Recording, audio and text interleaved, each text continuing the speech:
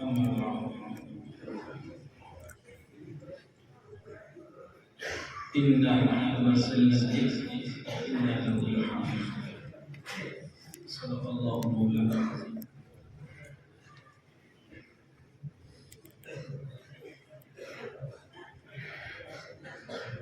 جمعے کی اس بابت شب میں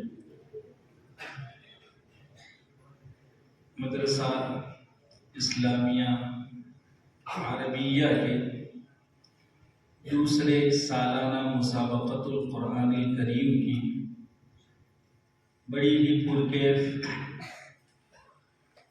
اور پاکیزہ مجلس میں تشریف فرما رجال علم و کمال سرور کونین صلی اللہ علیہ وسلم کے معزز مہمانوں،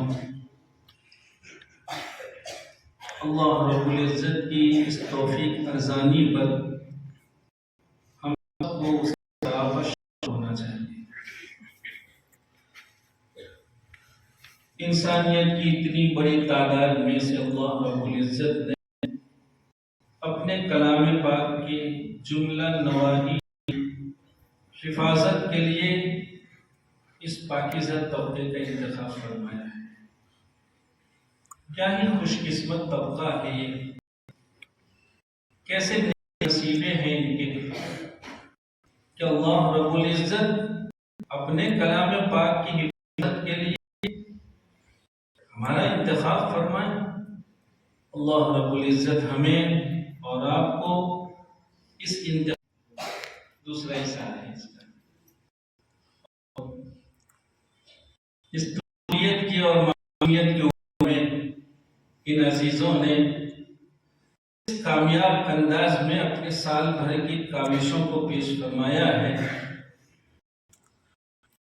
یہ واقعی ہے آپ کو، آپ اساتذہ کرام کو، ارباب انتظام کو اور ان جملہ نفوسوں کو جو آپ محبت دیتے ہیں، آپ کا حوصلہ بڑھاتے ہیں، سبھی کی خدمت میں اپنے کی تمام تر گہرائیوں سے مبارکباد کرتے ہیں۔ بہت مبارک ہو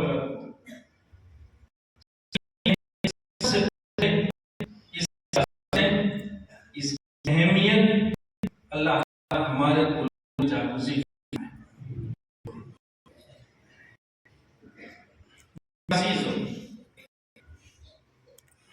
آج کی اس مجلس میں کہا جائے گا کہ مجلس دو بنیادوں پر قائم ہوئی، ایک مسابقۃ القرآن الکریم اور ایک شریف ترین مگر تھوڑا سا غریب کہیے قرأت مختلفہ متعددہ کی افتتاح یہ مجلس کا ایک خاص منصور ہے۔ ماشاءاللہ ان دو بنیادوں پر اس مجلس کا انعقاد ہوا ہے۔ بہت مبارک ہو۔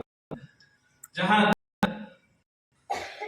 مسابقے سے تعلق ہے ترتیل و تدویر کی خوش الحانی اور اس کو خوبصورت جازب لہجوں کے سانچے میں ڈالنے کی آپ عزیزوں نے بہت کامیاب کوشش فرمائی۔ میرے بچوں، ہمیں یہ سمجھنے کی ضرورت ہے کہ اسلام دین فطرت ہے۔ اسلام نے جہاں بندوں کو مکلف بنایا ہے وہاں اس کی فطرت کو ہمیشہ ملحوظ رکھا ہے۔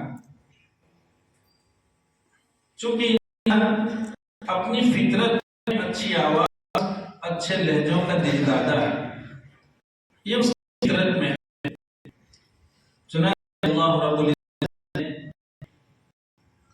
اپنے کلام پاک میں عمدہ خوبصورت آوازوں کے صرف کرنے کو لسان نبوت صلی اللہ علیہ وسلم کے ذریعے ہمارے آپ تک اللہ رب العزت کی ترجمانی ہے۔ لسان نبوت صلی اللہ علیہ وسلم وہ منشے خداوندی کی ترجمان کہلاتی ہے۔ اللہ رب العزت نے اپنے منشے کو ہمارے آپ تک لسان نبوت کے ذریعے پہنچایا ہے۔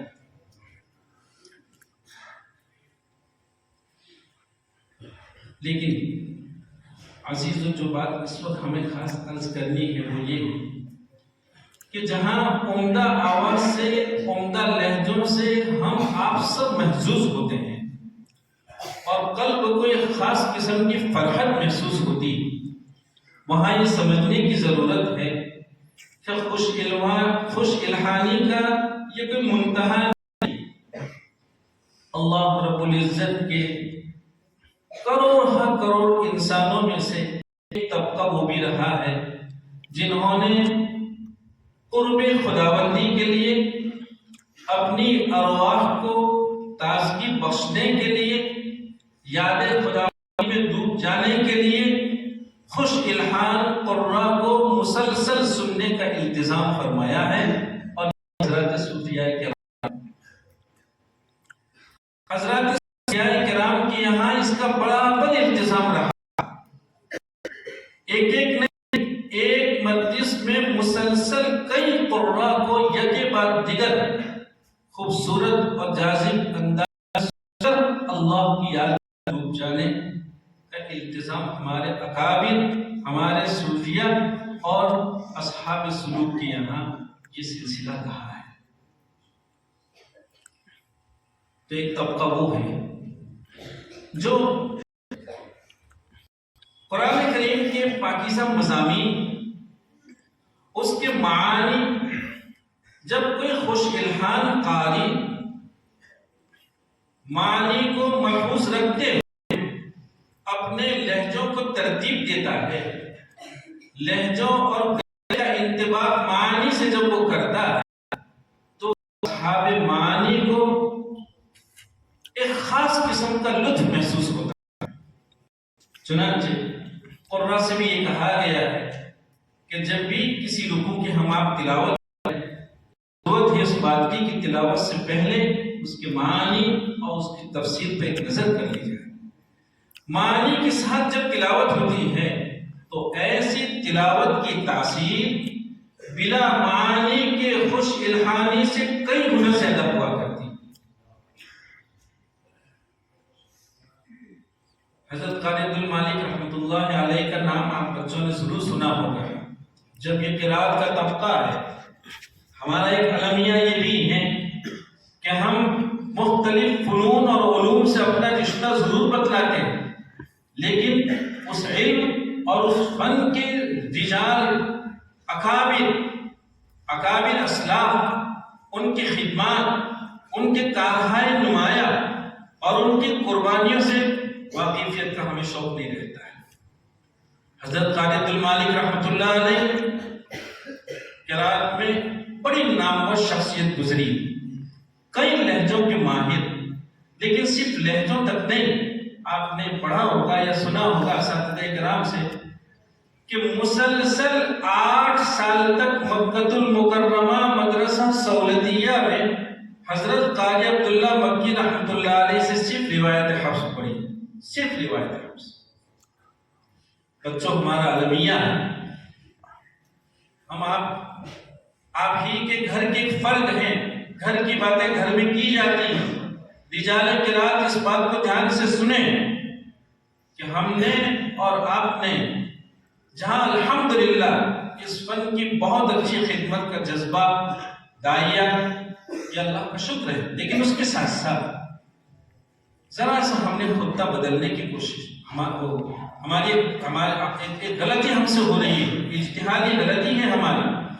ہونا یہ چاہیے تھا کہ ابتدائی 2 سال میں کوئی بچہ کوئی لہجہ نہیں، یہ ہمارے سب بھائی ہیں، عزیز ہیں، ہم ان بھائیوں سے عرض کریں گے کہ اللہ تعالیٰ نے آپ کو تجوید و قرات کی بہت اچھی درسگاہوں سے نوازا ہے۔ فن کی صحیح خدمت اور فن کی صحیح معنی میں حفاظت، یہ ہماری آپ کی ذمہ داری ہوگی۔ اور یہ کیسے ہو سکتی؟ ہم اس کو گرہ کر لیں۔ کیا کہ ہمارے پاس آیا مبتدی بچہ، 2 سال تک کوئی لہجہ اسے نہیں بتلانا، صرف ادا بنائیے اور بنیادی قواعد اور کتابوں کو حفظ کرائیے۔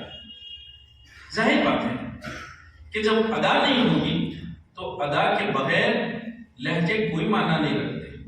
حضرت قاری عبد المالک رحمۃ اللہ علیہ نے صرف روایت حفظ کو 8 سال تک مدرسہ سہولتیہ میں رہ کر مشق فرمایا۔ چنانچہ یہ کہا جاتا تھا کہ کتب تجوید میں ادائے جبریل کو جتنی تفصیل کے ساتھ لکھا ہے وہ تفاصیل اپنی جگہ، لیکن حضرت قاری عبد المالک رحمۃ اللہ علیہ کو جب کوئی سنتا تھا تو کتابوں کی عبارتیں اس کی اداؤں سے سمجھ میں آ جاتی تھی۔ یہ کتاب نہیں، ہمیں اور آپ کو اداؤں کا ایسا حامل بننا ہے۔ ایک بات حضرت قاری عبد المالک رحمۃ اللہ علیہ سے متعلق لکھا ہے کہ ایک رمضان المبارک میں آپ تراویح سنا رہے ہیں، حضرت بن نوری رحمۃ اللہ علیہ آپ کے پیچھے تراویح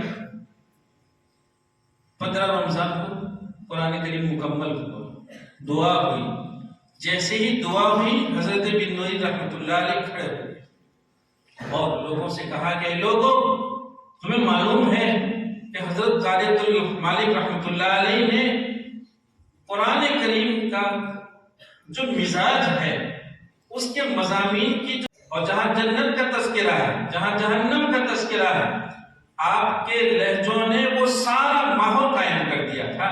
جب آپ تلاوت فرماتے تھے تو ایسا محسوس ہوتا تھا جیسے یہ سارے مضامین ہم سے خطاب کر رہے ہیں۔ اور کہا کہ کاش، حضرت فرما رہے تھے کہ لوگوں، کاش کہ آپ کے پاس ہم سا علم ہوتا، ہمارا سا علم اگر آپ کے پاس ہوتا تو حضرت قاری صاحب قاری عبد المالک رحمۃ اللہ علیہ کے لہجوں میں کیا کمالات اور کیا خوبی تھی، اس کا احساس آپ کو بھی ہوتا جو ہمیں ہوا۔ حضرت قاری عبد المالک رحمۃ اللہ علیہ یہ ہمارے آبا ہے، اس لیے ضرورت ہے۔ ابھی ہمارا ایک طالب علم آپ دیکھ رہے تھے تلاوت کر رہا تھا، اللہ الذی خلقکم من ضعف ثم جعل من بعد ضعف۔ بچے گھبراتے نہیں ہیں بیٹا، بچہ اسی طرح آگے بڑھتا ہے، چلنے والا ہی ٹھوکر کھاتا ہے، جو سویا ہے اس کے گرنے کا، اس کے ٹھوکر کھانے کا کیا احتمال ہوتا ہے، اس سے گھبراتے نہیں۔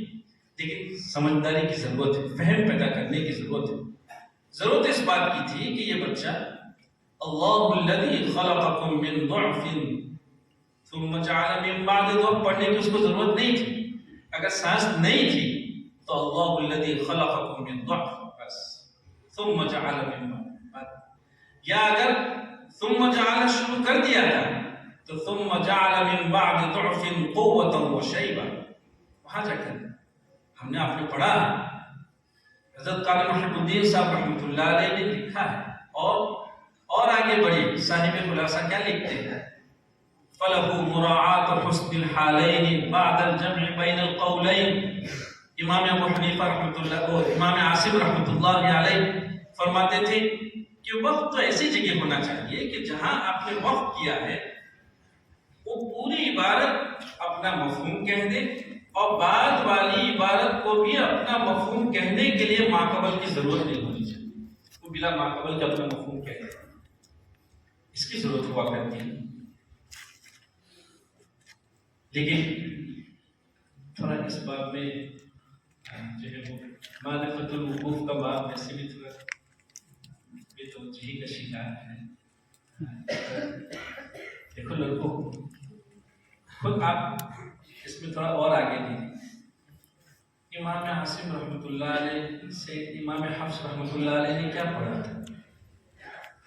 اللہ الذی خلقکم من ضعف فتحہ پڑھا تھا، آپ ضمہ کیسے پڑھ رہے ہیں؟ امام حفص رحمۃ اللہ علیہ نے اپنے شعر سے پڑھے فتحے کو چھوڑ کیوں دیا، ضمہ کیسے اپنایا؟ ہم آپ کو بتلانا چاہ رہے ہیں کہ دیکھیے قرآن یہ صرف الفاظ کے حامل نہیں ہوا کرتے ہیں، ان کو الفاظ کے ساتھ ساتھ معنی کو ساتھ لے کر چلنا چاہیے۔ یہ ہمارے آبا ہیں امام حفص رحمۃ اللہ علیہ، انہوں نے ضعفن کے فتحے کو چھوڑ کر ضمہ اپنایا ہی اس لیے تھا کہ ضمے میں جو معنویت ہے وہ فتحے میں نہیں ہے۔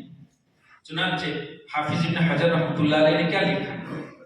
حافظ ابن حجر رحمۃ اللہ علیہ فرماتے ہیں کہ جب خلقکم من ضعف ضمہ ہے جسمانی ضعف ہے، اور اگر فتحہ ہے تو عقلی ضعف ہے۔ ضعف فتحے کے ساتھ عقلی ضعف، ضمے کے ساتھ جسمانی ذوق. حافظ ابن حجر رحمۃ اللہ علیہ نے اس کو امام خلیل ابن احمد رحمۃ اللہ علیہ کے حوالے سے لکھا.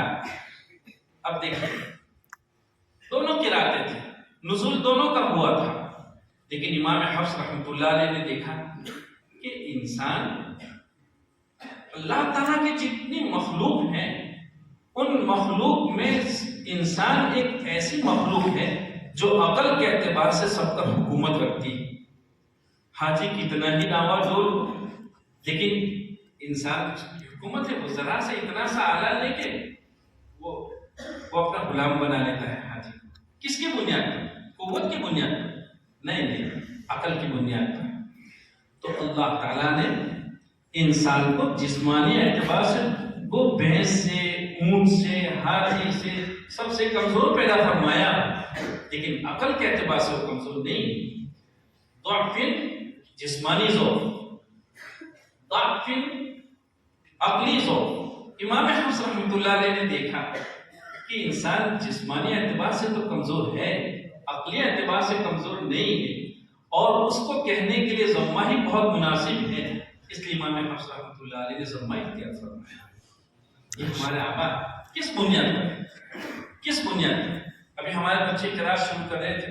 بچوں آپ کو مبارک، بہت مبارک. آپ کو معلوم ہونا چاہیے کہ یہ جو قراتیں ہیں یہ صرف لفظی اختلاف نہیں. آپ جب پڑھیں گے آپ کو انداز ہوگا کہ ایک قرات سے آپ کو تفسیر میں کتنی اعانت ملے گی، کتنی مدد ملے گی. آپ دیکھیے لا اقسم بیوم القیامہ، لا اقسم بیوم القیامہ. جو لوگ جلالین شریف پڑھ رہے ہیں وہ اس سے واقف ہیں کہ یہ لا کوئی نافیہ نہیں ہے. لا اقسم کا لا نافیہ نہیں ہے، یہ لا زائدہ ہے. بعض مفسرین نے کہا کہ یہ لا زائدہ ہے، اسی وجہ سے اقسم بیوم القیامہ. اور قرآن کریم میں ایسے بہت سارے مواقع ہیں. لئلا یعلم اہل الکتاب، لئلا یعلم، یہ اللہ کا لا جو ہے وہ زائدہ ہے.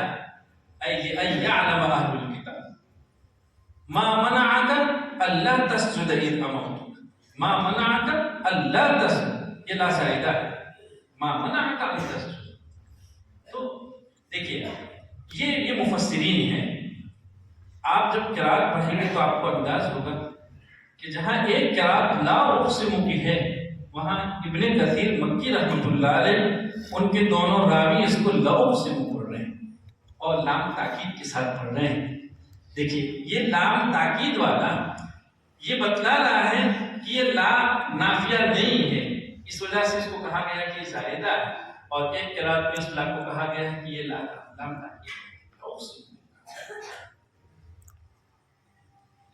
میرے بچوں آپ نے نہیں دیکھا امام حفص رحمۃ اللہ علیہ نے سارے ائمہ سے ہٹ کر کیا پڑھا؟ وَإِن تَشْكُرُوا يَرْضَهُ لَكُمْ، وَإِن تَشْكُرُوا يَرْضَهُ لَكُمْ. سب جانتے ہیں کہ یہ ہائے ضمیر ہے، اس کے دونوں طرف متحرک ہے، صلہ ہونا چاہیے، اصول ہے. اور سارے قراء پڑھیں يَرْضَهُ لَكُمْ. امام حفص رحمۃ اللہ علیہ کا صلہ نہیں. کیوں نہیں؟ ٹھیک ہے قراء اس پہ ادھر ادھر کی بحث کرتے ہیں اور کہیں اطمینان نہیں ہوتا. ایسا محسوس ہوتا ہے کہ اس کی صحیح وجہ معنویت ہے، اور وہ یہ ہے کہ صلہ اس میں تھوڑی تاخیر ہوتی ہے. ایک الف کے بقدر اس کو کھینچا جاتا ہے. جب ایک بندہ اللہ رب العزت کی شکر گزاری کرتا ہے تو جہاں ابھی اس نے شکر کی ابتدا کی نہیں، اس کا شکر تمام ہوا نہیں کہ اللہ رب العزت کی طرف سے یرضہ لکم، رضا کا فرمانا کیا عمدہ چیزیں ہیں. اس لیے آپ عزیزوں سے ہم اس کی درخواست کریں گے کہ بچوں اس کے ساتھ ساتھ معانی کی طرف بھی ہمارے پیچھے. مبارک ہے آپ بچوں کو جنہوں نے بھی قرات کے سبق کی ابتدا کی ہے. بچوں اس کے ذریعے آپ دیکھیں گے کیسا شرف اور اللہ رب العزت کی طرف سے کیسا انعام آپ کے حصے میں آ رہا ہے کہ جن اولیاء کی صحبت کے لوگ تمنا کیا کرتے تھے ان اولیاء میں سے ایک بہت بڑے درجے کے مسلم ولی علامہ شاطبی رحمۃ اللہ علیہ، آپ اس بہانے سے روزانہ اللہ کے اس ولی کی صحبت لے رہے ہیں۔ آپ کی زبان پہ علامہ شاطبی رحمۃ اللہ علیہ کا نام آیا۔ کون ہے وہ شخص؟ قسطلانی نے کیا لکھا ہے؟ قسطلانی نے نقل کیا ہے کہ بیت اللہ میں طواف میں لوگ یہ اعلان کر رہے تھے کہ اگر کوئی شخص چاہتا ہے کہ کسی ایسے شخص کے پیچھے نماز پڑھی جائے جس نے بچپن میں کبھی اللہ تعالیٰ کی نافرمانی نہیں کی ہے، تو امام علامہ شاطبی رحمۃ اللہ علیہ کے پیچھے نماز پڑھو۔ شاطبی رحمۃ اللہ علیہ سے پوچھا گیا تھا کہ کیا بات ہے، آپ اللہ کے ایسے ولی ہیں، اتنے پاکیزہ قلب ہیں، لیکن اللہ تعالیٰ نے آنکھوں کی نعمت سے تو آپ کو محروم رکھا ہے، تو اللہ تعالیٰ نے تو محرومی آپ کے حصے میں فرمائی۔ علامہ شاطبی رحمۃ اللہ علیہ کا جواب تو سنیے، محرومی کہتے ہیں اس کو؟ کیا معلوم ہے اللہ رب العزت نے میرے قلب کو اور میرے روح کو پاکیزہ رکھنے کے لیے یہ بینائی مجھ سے سلب کر لی ہے۔ پوچھئے ان لوگوں سے جو لوگ بینا ہیں وہ کہاں کہاں اپنی آنکھوں کو استعمال کر کے کتنی بے چینیوں کی شکار کرتے ہیں۔ آنکھیں غلط استعمال ہوئی، قلب پر سیاہی آئی، اگر توفیق شامل حال ہوئی تو سیاہی کو دھونے کے لیے بارگاہ خداوندی میں آدمی تائب ہو کر جاتا ہے، باقی اگر توفیق شامل حال نہیں ہوئی، قلب سیاہی سے عبارت ہو جانے کے بعد بھی کوئی احساس نہیں ہوتا ہے۔